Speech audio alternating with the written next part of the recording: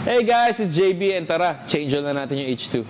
So first change oil natin ng H2 dahil naka 1,000 kilometers na tayo, so na-break in na natin yung bike. So kailangan natin tanggalin yung original oil niya para palitan natin ng bago. And of course, ang ipapalit natin is Platinum!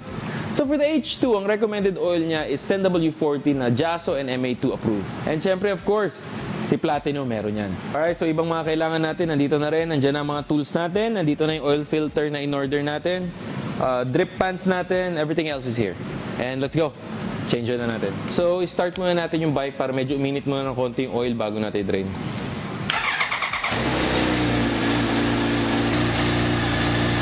Alright, so ang pag-change oil natin sa H2 hindi na iiba sa pag-change oil natin dito sa Kawasaki Vulcan natin. It's very easy, tatanggalin mo lang yung oil filter niya. Nandito na rin yung pinaka-oil plug niya sa ilalim. Pero kailangan natin tanggalin tong isang maliit na panel na to para lang maabot natin ng hindi magagasgas yung oil filter natin. Ito na, baklasin natin.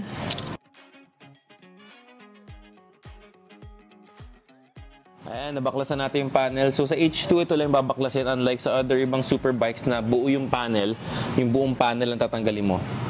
So bubuksan lang natin itong pinakapasukan ng oil niya para pa nag-drain tayo sa ilalim, makahinga.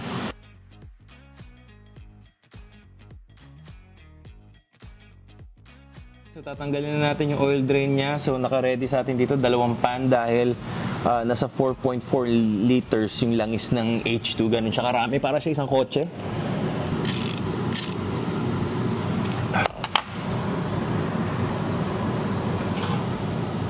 Okay.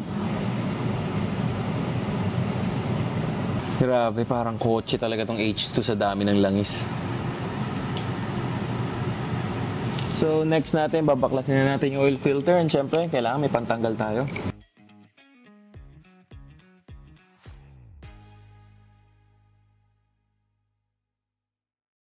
Bigla tayo dahil tumalsik yung langis. Mas muna tayo ng konti. So ayan, pag natanggal na natin lahat, iwan muna natin siya ng mga at least 20 to 30 minutes para sigurado maubos lahat ng oil niya bago natin balikan. Alright, it's been 30 minutes, so pwede natin balik yung drain plug at ilagay yung bagong filter natin. So ito yung bagong filter na ilalagay natin, High Flow Filtro Racing. So ayan, kita mo naman, bagong-bago. Alright guys, so pag ilalagay natin yung bagong oil filter natin, make sure lagi na hand tighten lang tayo pag kinakabit para hindi natin masira yung pinaka-hub niya. Pero before that, kailangan natin siyang lagyan ng langis, pinaka-rubber niya. Alright guys, so papasok na natin.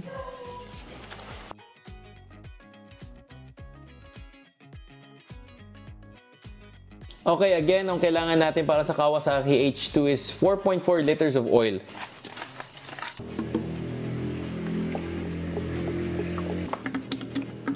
Alright, so ilalagay natin yung first 2 liters of oil natin.